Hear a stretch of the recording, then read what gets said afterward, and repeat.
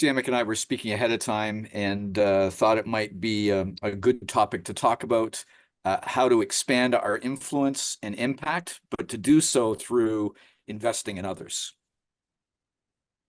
من و برادر سیامک صحبت کردیم قبلا در مورد این موضوع و موضوع این هست که ما چطوری میتونیم تأثیرگذاری خودمون رو گسترش بدیم از طریق دیگران. So, as I often do, there's several texts I would like to cover fairly quickly, and then we'll slow down to consider some methodology at the end of this presentation. من میخوام چند تا متن رو خیلی سریع بگم و بعد صحبت بکنم در مورد متدی که ما ازش این کار رو به انجام رسوندیم.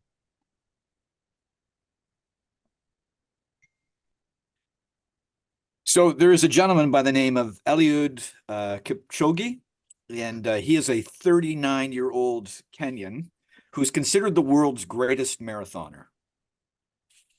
مردی به نام الیود کیپچوگی هستش که 39 سالش هستش و به عنوان بهترین دونده دنیا معروفه ولی اهل کنیا هست.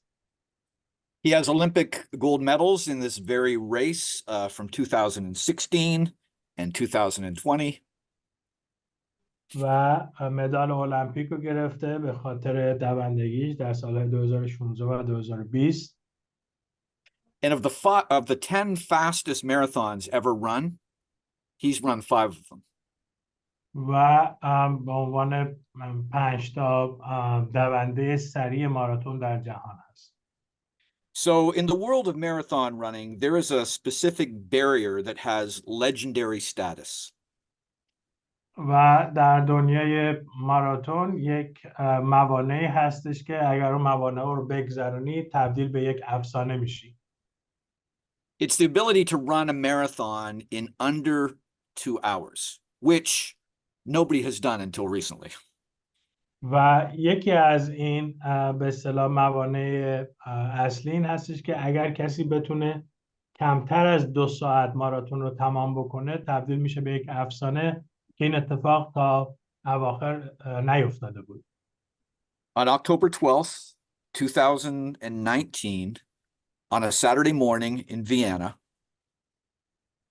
در 12 اکتبر 2019 در یک شنبه در وین Kipchoge ran the NES challenge, and he did so in under 2 hours. و ایشون اومد این دوندگی رو انجام داد و آقای کیپچوگی زیر 2 ساعت تمام کرد ماراتون. His final time was 1 hour, 59 minutes, and 40 seconds. و زمانی که تمام کرد 1 ساعت و 59 دقیقه و 40 ثانیه بود. Now, what's interesting is how he managed to pull this off. چیزی که خیلی جالبه اینه که چطوری اون تونست این کار رو انجام بده. He certainly had the best training and the best diet. 100% بهترین تمرین‌ها رو داشت و بهترین رژیم غذایی رو. He had the best shoes and the most expensive outfit. بهترین کفش‌ها رو داشت و بهترین لباس رو. But most importantly, he didn't run the race alone. ولی مهمتر از این بود که تنها تمرین نمی‌کرد یا تنها نمی‌دوید. Before the race, he trained with others. قبل از اینکه زمان مسابقه باشه با دیگران تمرین می‌کرد. And on the day of the race, he ran with others. و زمانی که موقع مسابقه هم بود با دیگران می‌دوید. And many of those that ran with him are considered some of the world's best marathoners. و کسایی هم که باهاش می‌دویدن کسایی بودن که توی دنیا به عنوان بهترین دونده‌ها معروف بودن. On the day of the race, 35 pro pace setters ran with him. در اون روزی که مسابقه میداد 35 تا کسانی که به اصطلاح به صورت حرفه‌ای توی مسابقات میرفتن باهاش بودن، کنارش بودن. From the beginning of the race to the end of the race, there were 5 teams of 7 runners that rotated in and rotated out so that they were always fresh. و در روز مسابقه 5 گروه 7 نفره بودن که اونها به صورت به اصطلاح زنجیره‌ای نوبت می‌گرفتن و باهاش همراه می‌بودن تو این موضوع. Each team of 7 ran like this. There were 5 runners that formed a V in front of him, and there were 2 runners that ran behind him just to make sure he didn't lag behind. توی این گروه 7 تایی 5 تایی بودن که جلوی اون می‌دویدن و 2 تای دیگه هم پشتش بودن که مطمئن می‌خواستن بشن که این عقب نیفتاد. What's interesting about the time that he set is it will not be considered an official record time. چیزی که جالب هست در مورد زمان این هستش که به عنوان زمان رسمی قبول نمیشه. Because it wasn't run under normal marathon conditions. به خاطر اینکه اونهایی که داشت می‌دویدن توی شرایط به اصطلاح نرمال یک ماراتون نبودن باش. And one of the unknown or one of the out of the norm conditions was that other people were able to run with him in order to help him. یکی از چیزهایی که غیر نرمال بود برای اون کسایی که بودن این بود که میتونستن باهاش بدون فقط به خاطر اینکه کنارش باشن. یعنی نیازی نبود که از اول تا آخر تمام قوانین رو رعایت بکنن. So in the minds or in the eyes of the race officials, having others run with you makes such a difference that we can't count the time.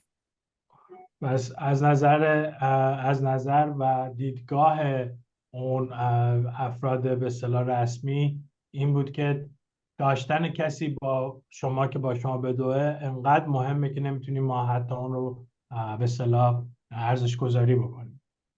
I think what we learned from this event is we can accomplish more together than any of us possibly can on our own. و چیزی که ما میخوایم از این فکر کنم یاد بگیریم این هستش که ما میتونیم 100% خیلی بیشتر با همدیگه به اصطلاح تأثیرگذاری داشته باشیم تا اینکه بخوایم تنهایی یک کاری رو انجام بدیم. And what's true in the world of athletics and running marathons is every bit as true in the world of Christian ministry and Christian mission. اون چیزی که در مورد دنیای ورزش و ماراتون درسته همون قدم بیشتر درسته در مورد زندگی مسیحی و کارهای مسیحی. And I think the scriptures support this idea of working with and through others, working together from the very beginning to the very end. من فکر میکنم کتاب مقدس هم این ایده رو ساپورت میکنه در مورد اینکه ما با دیگران همکاری کنیم از ابتدای کتاب مقدس تا انتها. So in Genesis chapter 2, we have the story of the Garden of Eden. در پیدایش 2 ما داستان باغ عدن رو داریم. And there we read that God put that very first human being, he put Adam in the garden to work it and to take care of it.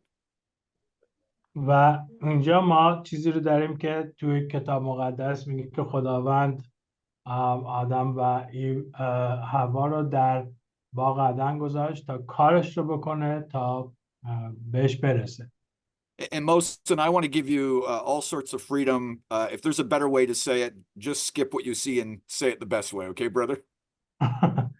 Yeah, I have a big problem with that translation. So yeah, so say it the way that you think it's best. I think the better translation is that God put Eden in the garden to worship and take care of the garden, not to work. Yeah, it is the word. It's the word from which we get the New Testament concept of liturgy, the work of the people. I do agree with that.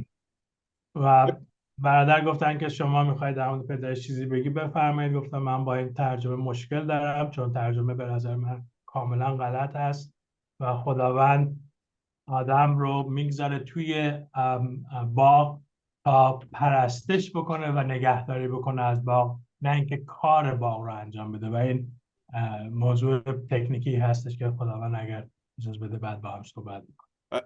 Each of these stories I'm going to tell in general, so I'm kind of paraphrasing, and I won't get into the technicalities of the passage. So I'll keep going here. اینا یه چیزای کلی هستش، نمیخوام موضوع تکنیکی رو بگم، ادامه میدم. So God steps back from what he's done and he exclaims, it's not good for man to be alone. و خداوند ادامه میده و میگه که برای انسان درست نیستش که تنها بمونه.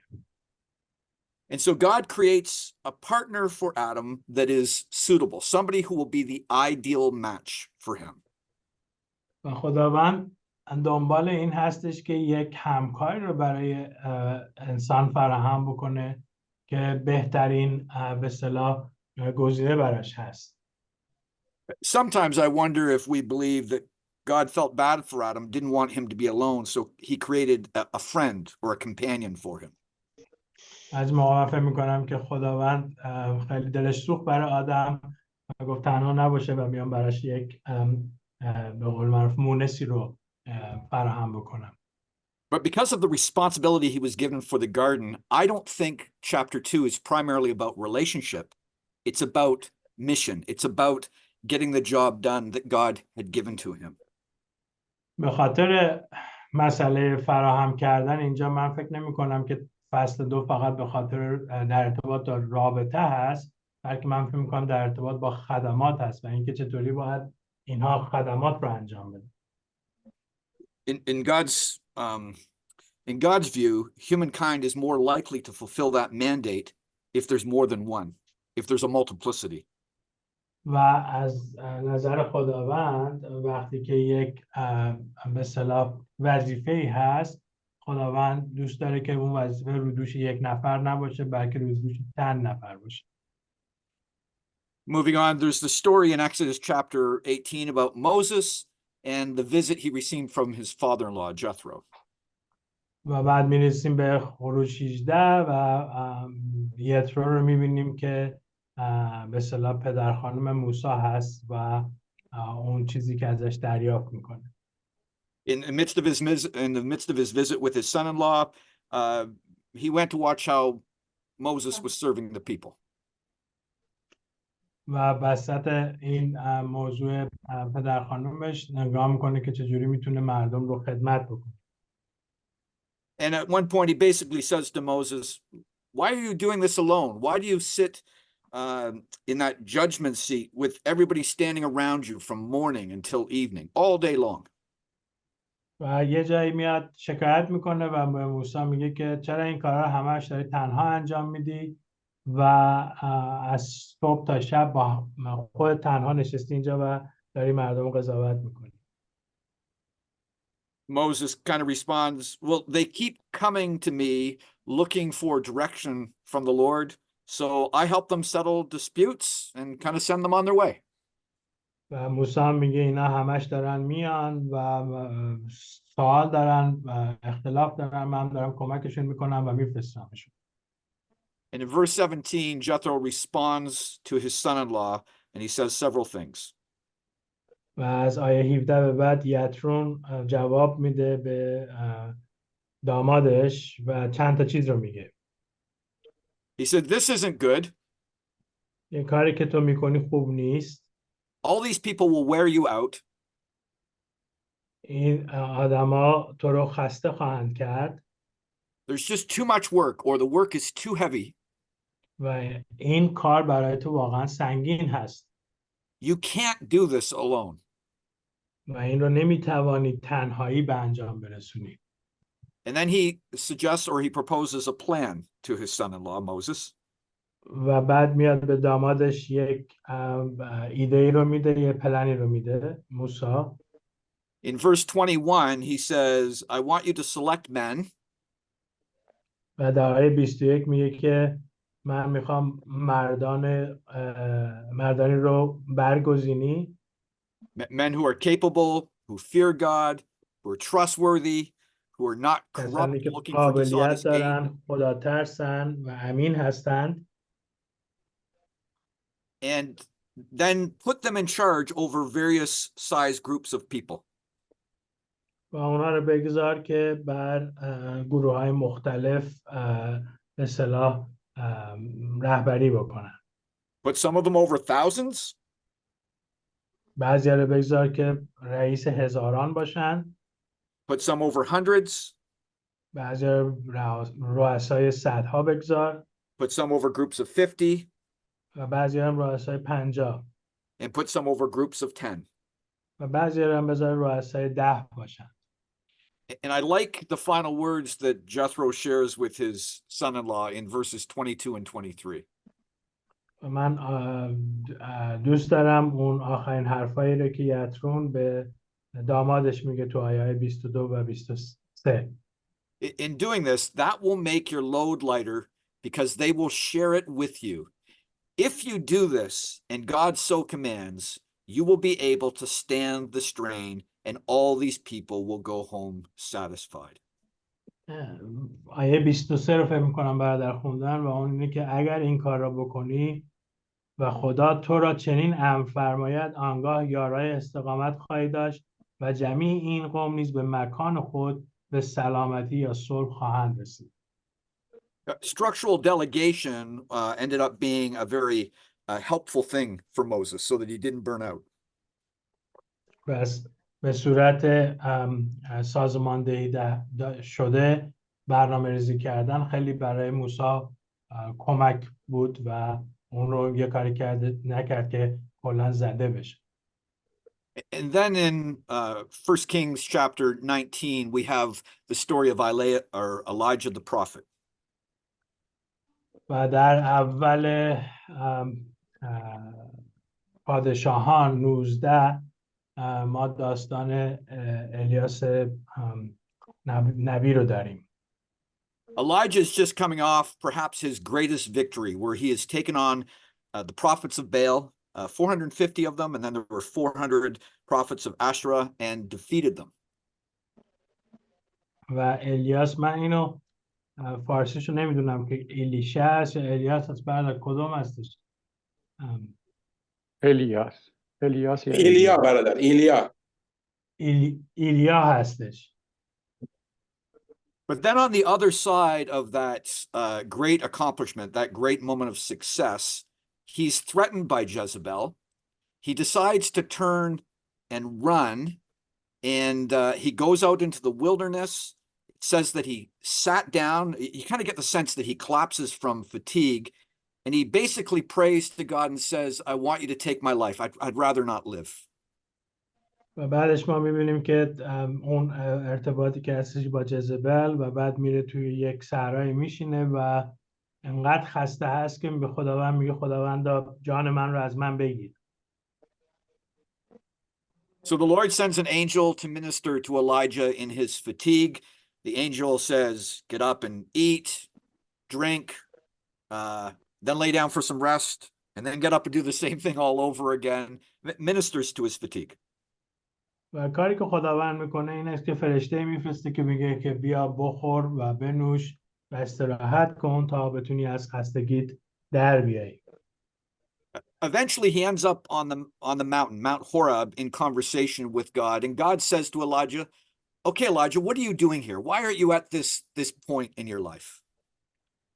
و بعد در نهایت توی اون به اصطلاح کوه هستش و خداوند باهاش صحبت میکنه.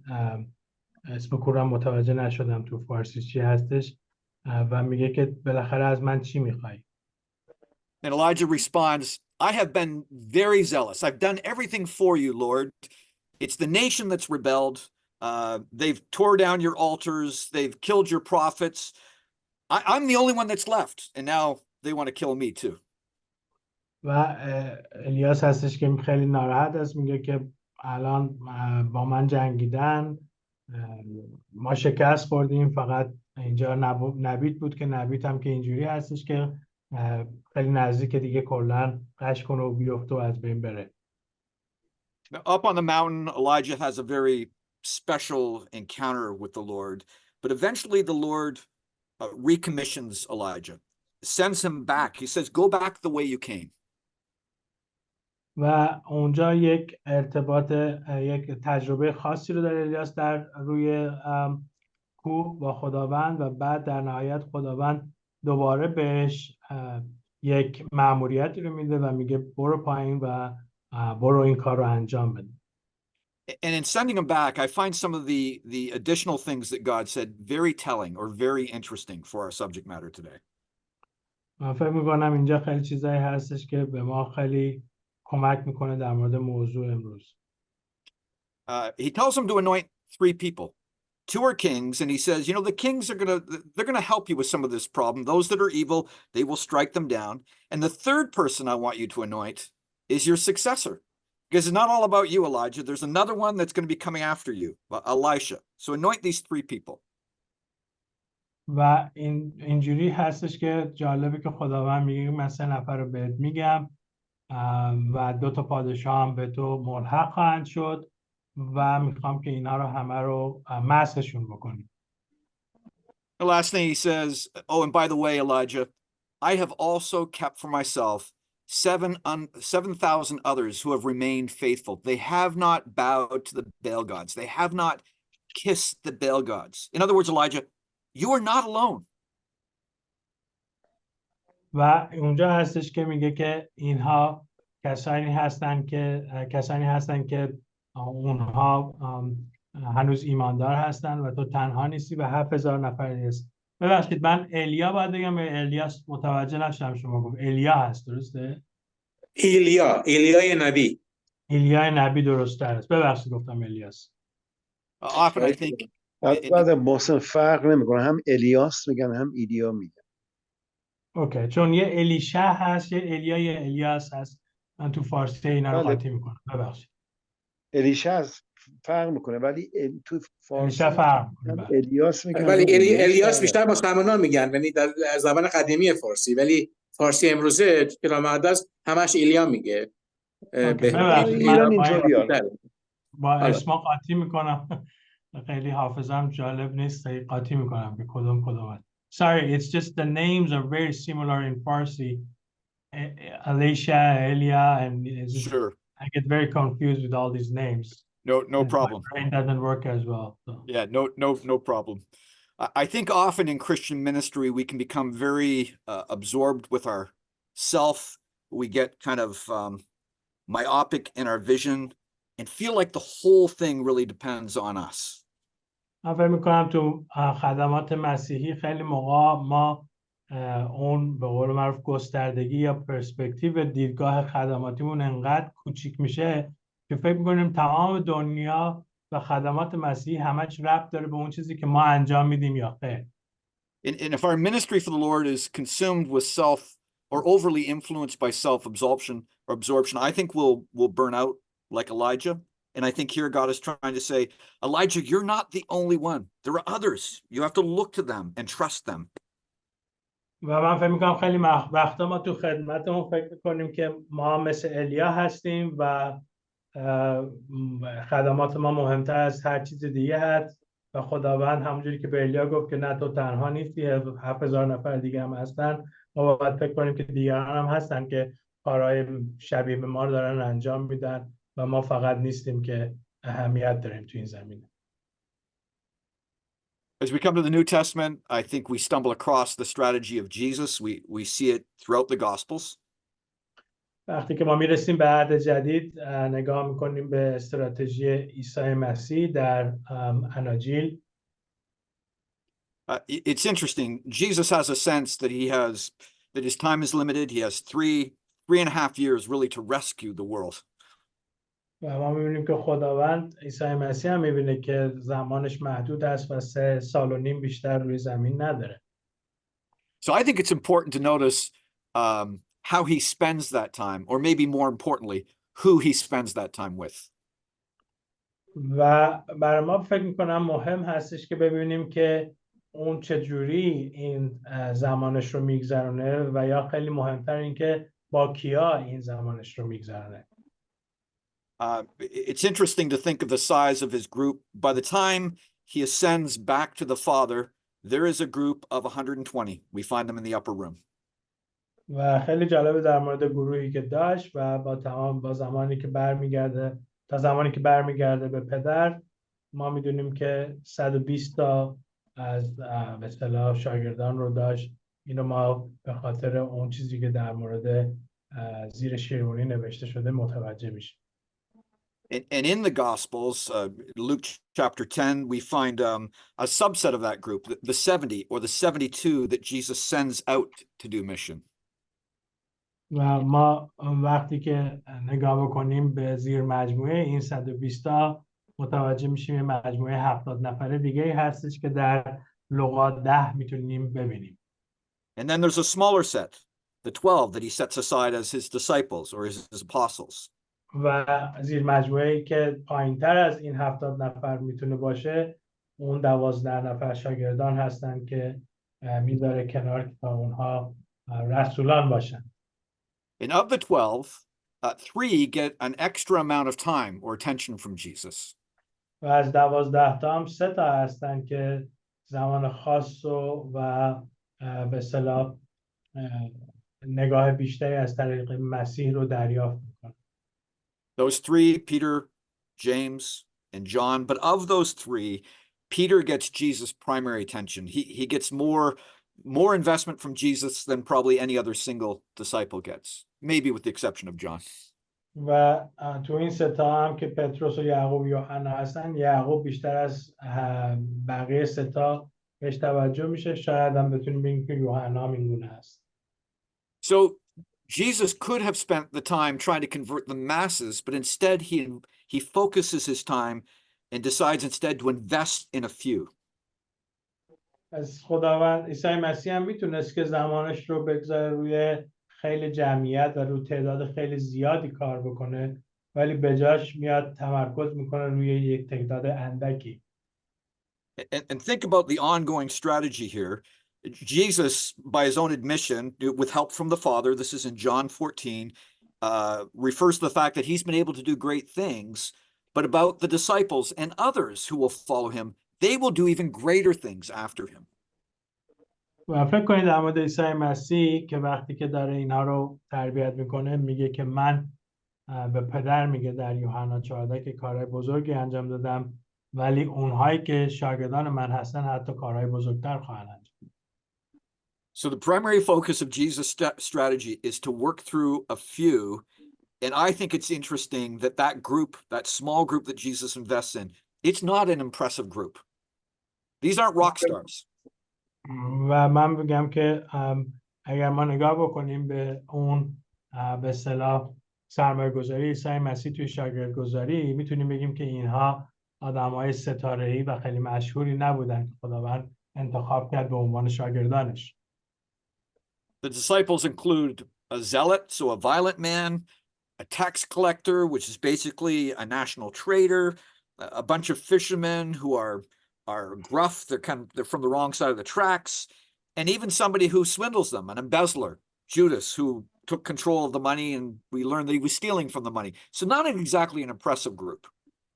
و این کسایی که بودن کسایی بودن که افراطی بودن، کسایی بودن که فقط ماهیگیرانی بیش نبودن و یا اینکه باجگیران بودن که هیچ کدوم اینها خیلی صورت خوشی توی جامعه نداشتن. از همه بدتر هم یهودا اسخریوطی هستش که میاد از توی خزینه دزدی میکنه. And at the moment he needed his ministry colleagues, his friends the most. They all deserted him. Peter denies him 3 times, and Judas is the one who sells him out and betrays him. This is the team that Jesus invested in, the team that he chose. و زمانی که عیسی مسیح بیشتر از هر وقت دیگه به اینها نیاز داره، ما متوجه میشیم که اونها رو ترک کردن. پتروس 3 بار او رو انکار کرد و یهودا هم بهش خیانت کرد. اینا کسایی هست که عیسی مسیح انتخاب کرد برای شاگردسازی. The Son of God selected a group of unimpressive, imperfect people who made mistakes, or I refer to them as ball droppers. They dropped the ball. و عیسی مسیح پسر خدای پدر کسانی که خیلی اصلا جالب نبودن، اصلا کامل نبودن، و یا کسایی که من میگم کسایی که توپ رو رها کردن و کار رو رها کردن رو انتخاب کرد به عنوان شاگردان خودش. We move beyond the Gospels and think about the story of the church. Acts chapter 6, we read about the expansion of the local church. It's growing quickly, the church in Jerusalem. و ما از اناجیل میایم دور میشیم، الان میرسیم به زمانی که کلیسا داره گسترش پیدا میکنه و میرسیم به اعمال 6 که اونجا کلیسا داره رشد میکنه. The church is growing so quickly, the Greek widows are basically being overlooked. They were neglected when it came to the distribution of the food. و کلیسا انقدر سریع داشت رشد میکرد که این به اصطلاح بیوه های یونانی رو کسی بهشون توجه نمیکرد و براشون اهمیت نداشت مشکلاتشون. The apostles know that they can't neglect the ministry of prayer or the ministry of the word, so they want to prioritize that. و این رسولان بودن که خوششون نمی اومد که بیان کسانی که نیازمند هستن رو ول کنن، کاری باشون نداشته باشن و همچنین کلام خدا اهمیت داشتش براشون. So the apostles, along with the congregation, they invite the congregation to participate in this. They say, select 7 men who are full of the Holy Spirit and full of wisdom. So there's a godly side to them, but there's also some smarts, some competency. و این مثلا رسولان هستن که میگن که بیایید 7 نفر از کسانی که پر از روح القدس هستن و نیکنام هستن رو انتخاب بکنید و مهم فقط ایمانداریشون نبود بلکه آدمای باهوشی بودن. And having selected this group or appointed these 7 men, they then delegated the full responsibility to address and to take care of this problem. They didn't micromanage. They didn't do it together. They just turned it over to these men completely. وقتی که اینها رو انتخاب کردن کاملا مسئولیت این کار رو به این افراد یا به این مردان سپردن و نیومدن به صورت خیلی ریزبینانه ریاست بکنن و ببینن که تو چیکار میکنی. کاملا کار به اونها سپردن. And you very much get the sense when you're reading this narrative that if there had been a lack of delegation, that the ministry, the growth or the expansion of the church would have been crippled. At very least, growth would have been minimized. وقتی در مورد این نگاه میکنید به مسئولیت سپاری اگر به انجام نمیشد خیلی سریع رشد کلیسا حداقل کم میشد و کمتر بود. And then there's the life or the example of the apostle Paul. و مثال دیگه زندگی پولس رسول هست. And I think sometimes we might think of Paul, when I think about our imagination and how we see Paul, I wonder if we often see him as this heroic, pioneering, solo, I'm going to get this thing done all by myself, church planter. من فکر میکنم خیلی موقع وقتی که تصویری از پولس رسول تو ذهن ما میاد تصویر این هستش که او یک قهرمانی هستش که خیلی چیزها رو برای اولین بار به انجام میرسونه و به تنهایی کلیسا بنا میکنه. But of all the credit we want to give to the Apostle Paul, most of this was accomplished with him and other ministry colleagues or other ministry partners. تمام اون اسم و نسبی که میخوایم به پولس رسول بدیم هیچ کدومش تنهایی به انجام نرسید بلکه به خاطر داشتن تیم خوب و همکاران خوب بود.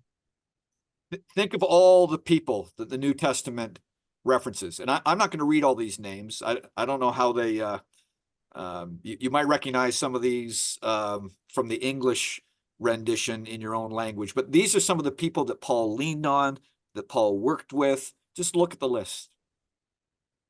و من نمیخوام تمام اسمای اینا رو بگم شاید تو به انگلیسی به فارسی درست نباشه و اینا تمام کسانی بودن که همکاران پولس بودن که اون فهرست شما میتونید بخونید. خیلی هستن: اریستاخوس، بارناباس، سیوس، اپافراس، مرقس، لوقا، اونیسموس و خیلی های دیگه.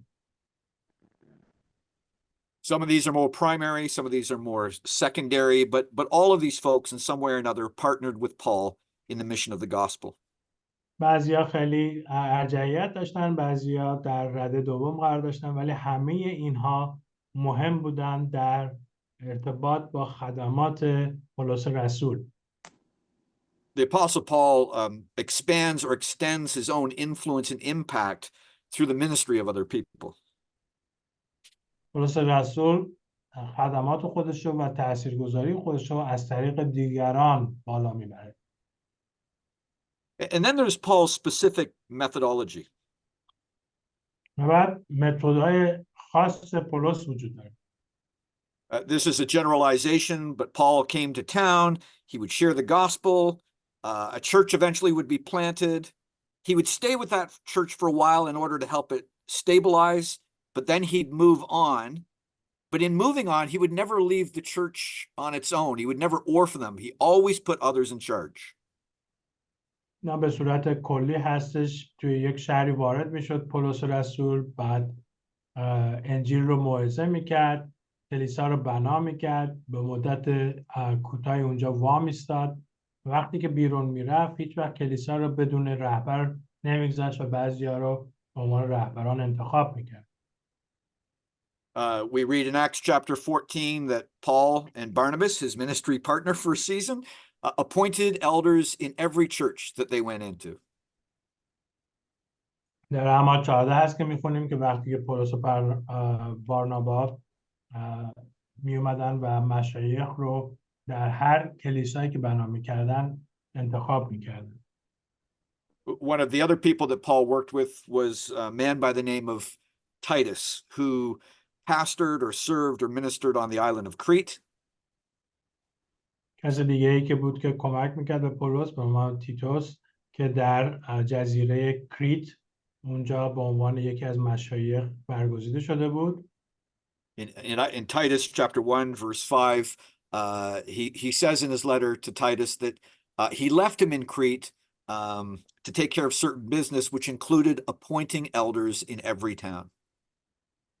و در تیتوس 1 هستش که میگه من تو رو در جزیره کریت رهات کردم تا برم تو هر شهری مشایخ رو انتخاب بکنم یا بگزینم. Now, I think it's important for us to take note of the poor pool of potential leaders that Titus had to work with.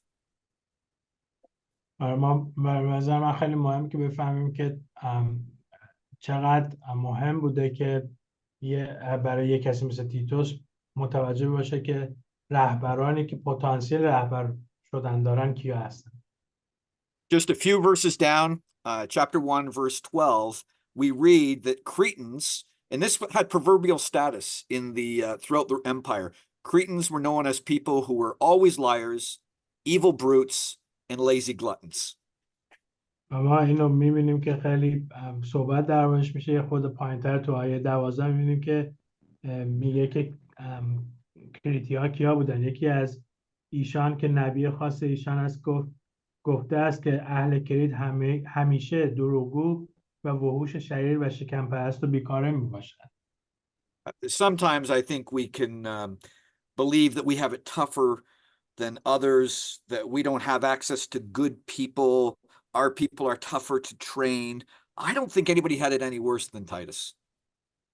بعضی موقع فهم می‌کنم که ما خیلی موقع میگیم که آره ما آدمای خیلی بدی رو داریم توی خدمتمون، خیلی سخت باشون کار کردن و آدمای بدی هستن. فکر نمی‌کنم هیچ کسی به اندازه تیتوس با افراد بدتری از ما مواجه بود برای کار کردن باشون.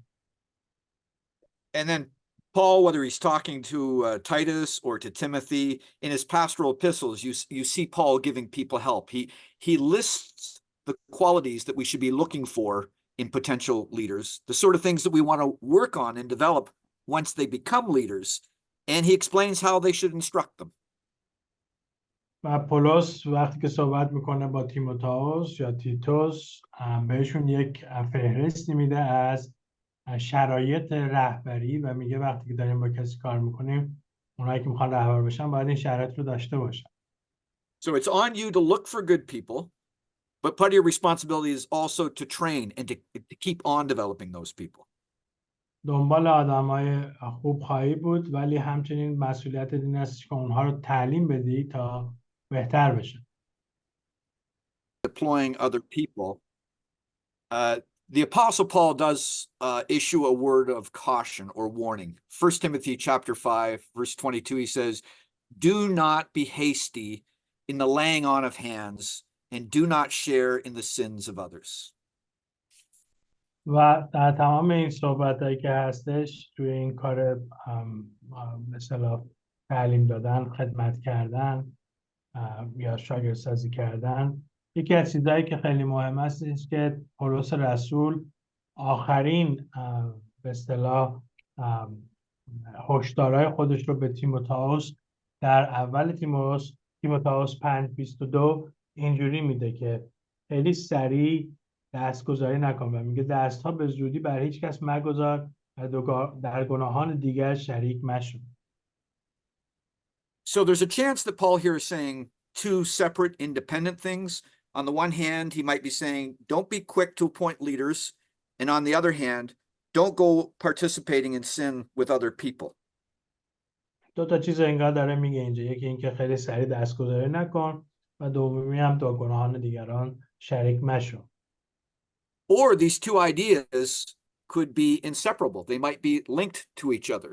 Here, Paul might be saying, if you get involved in being hasty in appointing leaders and deploying them, you unwittingly might be participating in sin, because if they're not ready and they go on and make mistakes and their lives are broken, you're just encouraging that. You're allowing that to happen. So you might be partially responsible. So those ideas might be closely related. دومی موضوع اینه که احتمالاً داره پولس رسول میگه که به تیموتائوس که تو اگر کسی را زود دادگذاری بکنی در گناهان دیگران شریک خواهی شد، چون این دو تا به هم دیگه ارتباط مستقیم دارن. Okay, so let's agree we all need to be careful in moving forward in this area. What should we do? What's the best way to go about raising up, shaping, and deploying leaders? بیایم بگیم که ما تو این موضوع با هم دیگه هم عقیده هستیم. موضوع سوال این هستش که چیکار باید بکنیم که بتونیم دیگران رو شکل بدیم و شاگردسازی کنیم برای رهبری. Well, when it comes to this question, how to develop and deploy others, here's one thing. One, I think we should start with more people than we'll likely end up with, and be intentional about that. اولین کاری که باید بکنیم به نظر من که باید بیشتر از اون کسایی که فکر میکنیم رو وارد بکنیم و به صورت قصداً تعداد بیشتری رو باشون کار بکنیم.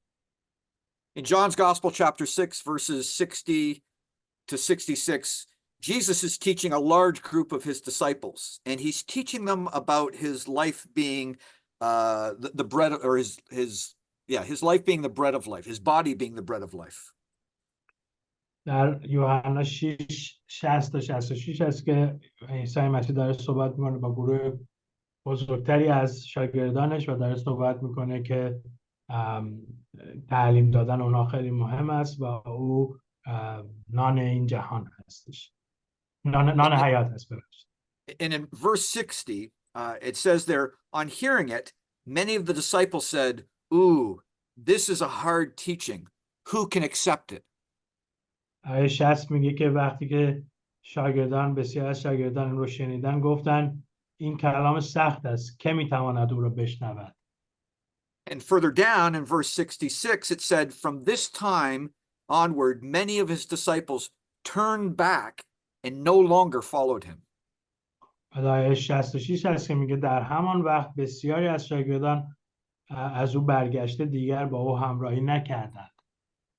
And in the very next verse, verse 67, Jesus turns to the 12 disciples and says, you do not want to leave too, do you? Jesus asked the 12, it says. و در آیه بعدی 67 میگه که عیسی مسیح به 12 تا هم نگاه کرد و گفت آیا شما نیز میخواهید بروید؟ So when it comes to calling people to Christian work, there'll always be a crowd that stays with you for a bit. But at some point along the way, it will get difficult. It will get hard. People will move on. And in the end, you'll be left with a subset. So just assume that's going to happen. Start with a larger group, assuming it's going to whittle down. پس اگر بخوایم پیروی بکنیم از الگوی عیسی مسیح، همیشه بدونید که میتونید با گروه بزرگتر شروع بکنید، ولی همیشه یک گروه کوچکتری باقی خواهد ماند. Some will lose interest. Some will become disillusioned. Some will disqualify themselves. just plan accordingly. Assume that's going to take place. بعضیا خسته میشن، بعضیا دیگه علاقه ندارن، بعضیا فکر میکنن که این همش الکی بود. اینو به عنوان یکی از حقایق شاگردسازی بپذیرید. Secondly, invite potential leaders to do life with you. Live with each other as much as possible. Do life together. و دومین چیزی این هستش که اون کسایی که به عنوان یک رهبر پتانسیل دار هستن باشون زندگی بکنید و بهشون به صورت به اصطلاح کاربردی یاد بدید. In John chapter 1, 2 of the disciples that had been following John the Baptist start to pay attention to Jesus and want to follow after him. وقتی ما نگاه میکنیم به یوحنا 2 نگاه میکنیم متوجه میشیم که خیلی ها بودن که نگاه میکردن به عیسی مسیح و میخواستن که دنبال روش باشن. In verse 38, Jesus turns to them and says, "What do you want?" یوحنا 2 نبود، یوحنا 1 هست. 1:38 هستش که خداوند عیسی مسیح بهشون نگاه میکنه و بهشون میگه که از من چی میخواهید؟ And the two disciples respond, "Where are you staying?" و وقت این دوتا شاگرد ازش میپرسن که در کجا زندگی میکنی یا منزل مینمایی. Now, John, the gospel writer, is well known for using words that have double meaning here. And when the disciples are asking, "Where are you staying?" They may very well, without knowing it, be asking, "Where do you dwell?" Or "How do you dwell?" Or "What is your way of being, Jesus? How do you do life?" یوحنا نویسنده این انجیل خیلی از مترادف‌ها استفاده میکنه و میگه که منظورش وقتی میگه کجا هستی منظورش کجا زندگی میکنی، کجا منزل مینمایی. The verse 39, Jesus says, "Come and see. Come spend some time with me." در آیه 40 عیسی مسیح بهشون جواب میده، میگه بیایید و ببینید، بیایید ببینید من کجام. And in verse 39 it says they went, they saw where he lived, they spent the day with him. In fact, they stayed till late in the afternoon, 4:00. و در آیه بعد هستش 40 هستش که میگه اومدن دیدن که او کجا زندگی میکنه یا منزل داره و آن روز را در نزد او موندن و قریب به ساعت 10 بود یا 4 بعد از ظهر. And in doing so, they got a close-up look at the ways of Jesus, the way he did life. از این طریق تونستن به صورت نزدیک ببینن زندگی عیسی مسیح چجوری بود و چگونه زندگی میکرد. If we were to do the same thing as leaders when it comes to raising up and deploying people, think of what this would do. ما اگه این کار بخوایم به عنوان مسیحی انجام بدیم باید فکر کنیم که چی کار میکرد با ما. If we drew people close to us, it would give potential leaders a chance to accurately or to really understand the depth of what they're being invited into. اگه ما این کار میکردیم به صورت درست بهشون یک اجازه میدادیم که عمق اون چیزی که ما اونها رو بهشون دعوت میکنیم رو احساس بکنن، تجربه بکنن. And it would also give us a chance to have a close-up look at them, to know if or when they were appropriate for the task that lie ahead. ولی همچنین به ما هم یک شانسی رو میداد که به صورت عمیق‌تر بفهمیم که اونها از نظر روحانی کجا قرار دارند. And when it comes to deciding who should we include in our leadership circle, who we should set aside, I think it's important to root our decision, first of all, in fasting and in prayer.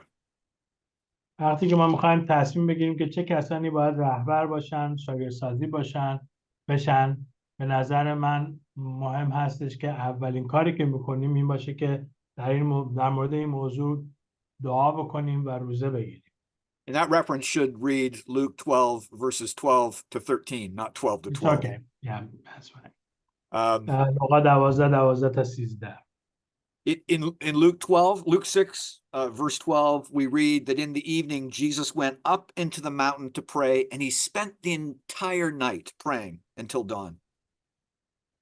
در لوقا 12:6 میخونیم که خداوند رفت و کل روز رو گذاشت برای دعا کردن تا زمانی که به اصطلاح فروغ بود.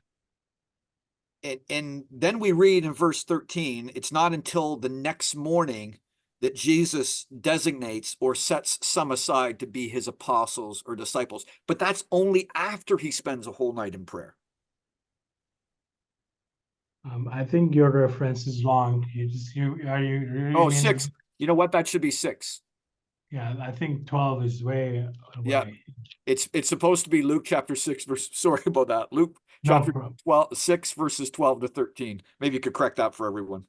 رفرنس اشتباهت اونجا 6 12 تا 13 است، نه لغات 12. لغات 6 12 تا 13 هستش که در آیه 13 عیسی مسیح میگه و چون روز شد، اولش میگه رفت بر فراز کوه عبادت کرد در شب تا زمانی که صبح شد، و بعد میگه چون روز شد شاگردان خود را پیش دوید 12 نفر از ایشان را انتخاب کرد، ایشان را نیز رسول خواند.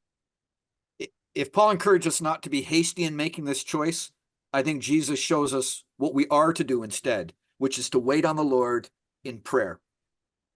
I would add fasting to that as well, and let the Lord guide those choices.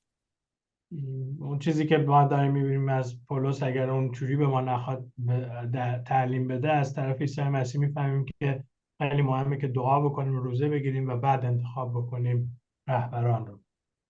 And 2 other frameworks that have been very quick or very helpful for me over the years. This isn't, I don't have a chapter and verse to proof text all of these, but I want to share them with you.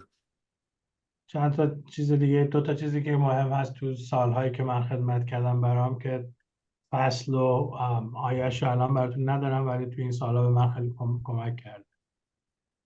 So when it comes to raising up and deploying leaders, what should we look for? First of all, I think we should look for people who are who have the right character. We should pay attention to their competencies. Do they have the skills? And do they have the capacity? Because the emotional and spiritual and physical, just the time demands on your life will be very exacting, very straining. من فکر میکنم وقتی که میخوایم انتخاب بکنیم رهبرا رو برای ساختنشون، به نظر من 3 تا چیز خیلی مهم هستن. یکی اینکه شخصیتشون در کجا قرار داره، بعد از اون قابلیت این اشخاص هست و ظرفیتشون. خیلی مهمه که آیا واقعا اینها اگر قابلیت دارن، ظرفیت این رو هم دارن که تو این شرایط قرار بگیرن یا خیر. And of those 3, godly character is always the most important. Go with character any day over competency. و از این 3 تا اون شخصیت روحانی مهمتر از 2 تای دیگه هستن. همیشه شخصیت روحانی رو ارجح بدید بر اینکه آیا شخص قابلیت داره، ظرفیت داره یا خیر. In my youth ministry days, we used an acronym that spells the English word FAT. Faithful, available, and teachable. Can you count on people? Are they faithful? Are they faithful to the Lord? Are they faithful to their responsibilities? Are they available, or does ministry come way down the priority list?